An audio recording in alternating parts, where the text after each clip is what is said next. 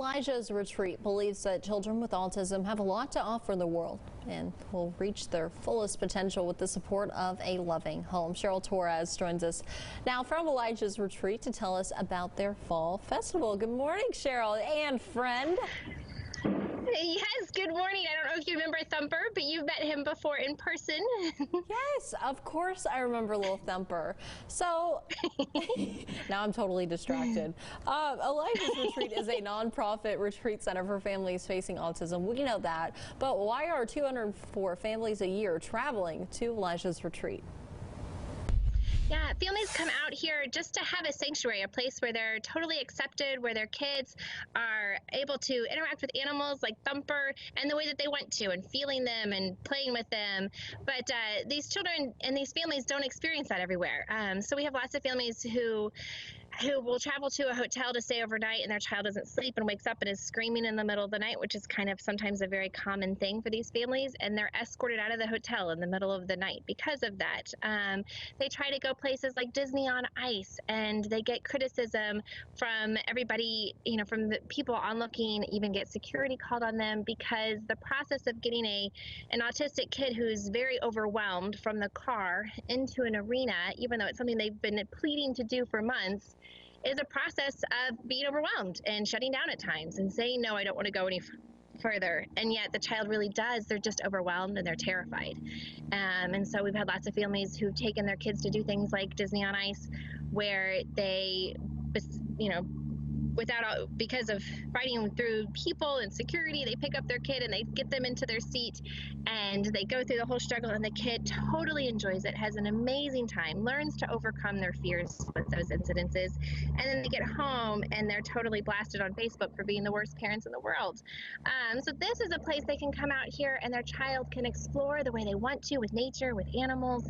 The whole family gets to come together and spend time together, which is priceless, and there's no judgment. And if there are fits, we're right there to help. They're not alone, and there's not going to be any judgment with that.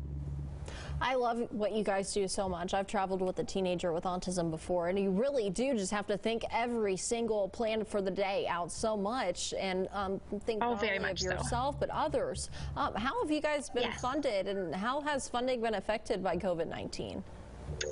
Yeah, so the families that do come out here, they pay a minimal fee of just $45 a night to stay in a 2-bedroom cabin, and they get to do horseback riding, and all of the activities are included. So that's a piece of our funding.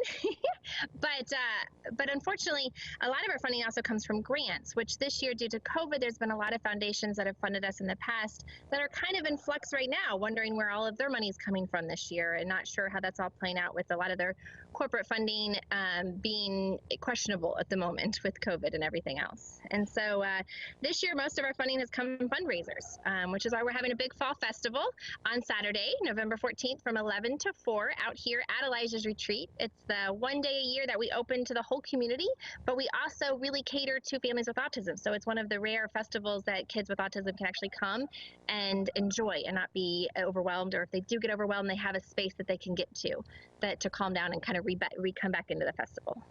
Now, Cheryl, I'm glad we were able to talk about the fundraiser happening this Saturday, but real quick before you go, tell us why animals like Thumper are unique. Because all the animals that we get, we usually get them as babies, and I interact with them the way that a kid with autism is going to. And so I interact with them feeling their bones, playing with their feet, playing with their mouth, playing with their ears, poking them in the eyes, not to be mean by any means, but to explore, to be able to be with them and to explore them the way an autistic child who's brilliant is going to be like, hey, how does this animal work? How does it move? What does it do? And the animal's not going to bite them for doing that, right? And so the other thing is that they're so very soft and so very soothing, and they can interact with their parents and their family and their siblings over this fuzzy little thing that helps calm them down. Love it. Thank you, Cheryl, and good luck this weekend. I hope y'all are very successful in fundraising.